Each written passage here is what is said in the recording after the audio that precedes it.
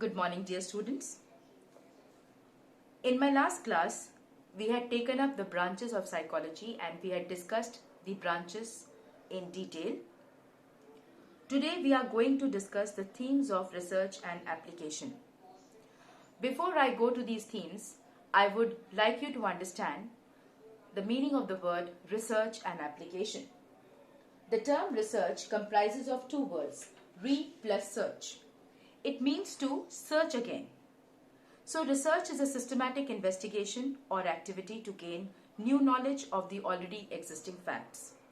It is an intellectual activity which is responsible to bring to light new knowledge and correcting the present mistakes, removing the existing misconceptions and adding new learning to the existing fund of knowledge.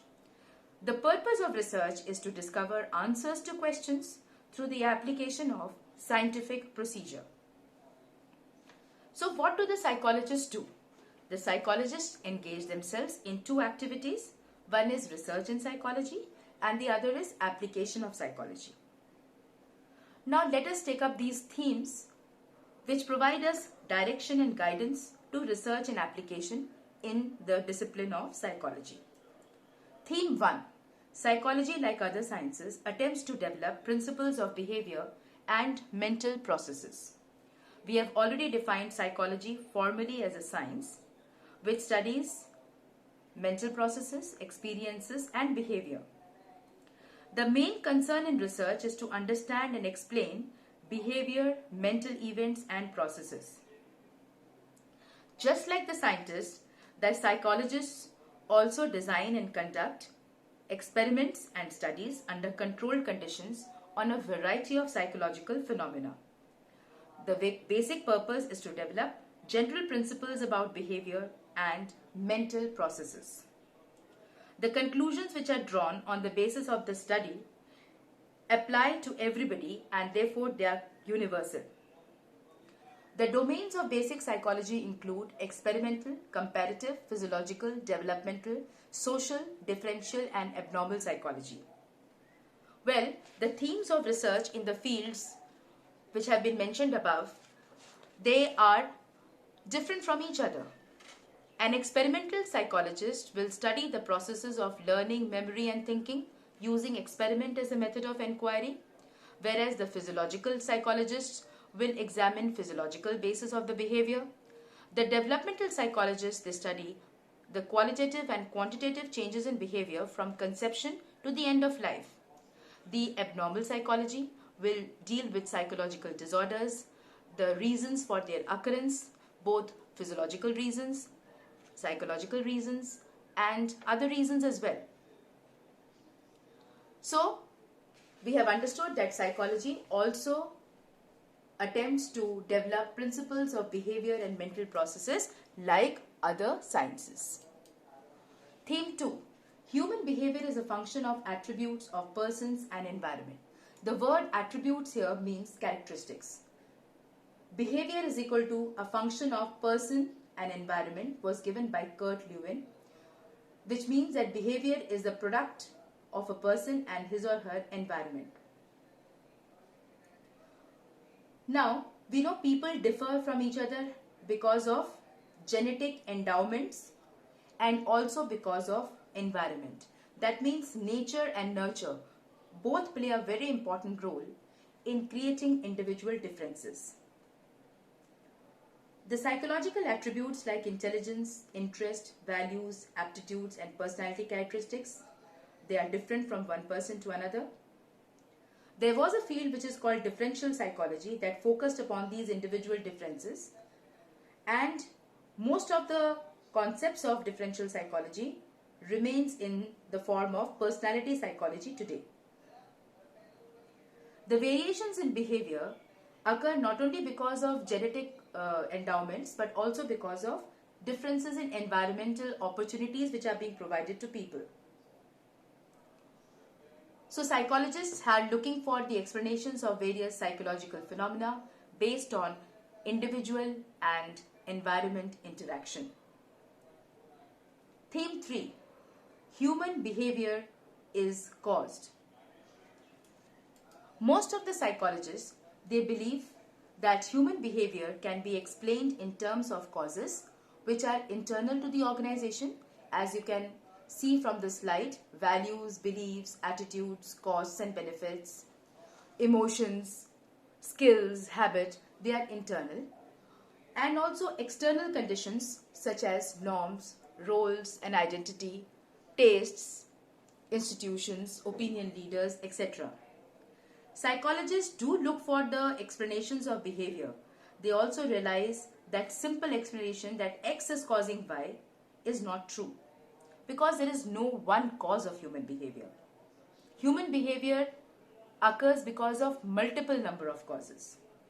So when it is said that behavior has multiple causes, it's very difficult to pinpoint only one particular cause of behavior. So we come to the end of theme 3, that is human behavior is caused.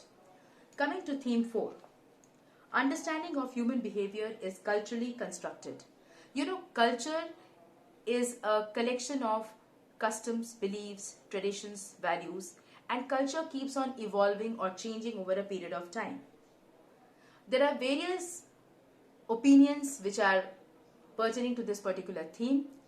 Psychologists from Asia and Africa, they have been extremely critical of the Euro-American approaches, which have been always considered as universal. And similar critique has been made by the feminists, who say that psychology always looks at the male perspective and ignores the female perspective. So now it is the time to focus on a dialectical approach. They favor that dialectical approach should be considered, which will be accommodating both the perspectives of males and females in an understanding of human behavior. Theme 5. Human behavior can be controlled and modified through the application of psychological principles. Now, the scientists have a concern which arises from their desire to develop techniques or methods that can improve the quality of human life. The basic objective of psychological research is to bring about a positive outcome in the life of people. So this requires removal of stringencies and difficulties that individuals experience in different phases of life. And psychologists have been always trying to intervene into the life of needy people, to develop empathy with them and trying to understand their problem from their perspective. Now they want to bring the subject closer to the life of people rather than other social science subjects. This role has been very, very helpful in popularizing psychology as a subject in itself. Today, we have independent branches of psychology which have tried to resolve problems after their diagnosis by using psychological principles and theories, and they are very much applicable and related to industrial settings, clinical services, environment, education, organizational settings, and even in the area of sports. With this, we come to an end to the themes of research and application. It is very, very important here to highlight the two concepts of basic and applied psychology. Now, basic and applied psychology are identified only on the basis of their emphasis on the study of a certain subject matter and broader concern. There is no sharp difference between the two, because basic psychology provides us with theories, concepts, principles, and they only form the basis of application of psychology. And applied psychology provides us with different contexts where these theories and principles can be meaningfully applied. Because of the ever increasing demands of psychology in different settings, many fields that were regarded as research based in the previous decades have now become application oriented. Newly emerging disciplines like applied experimental psychology, applied social psychology, and developmental psychology indicate that all psychology has the potential of application and is basically applied in nature. With this, I come to an end to today's session. Tomorrow, we will recapitulate the session again and then begin with a new concept. Thank you and have a good day.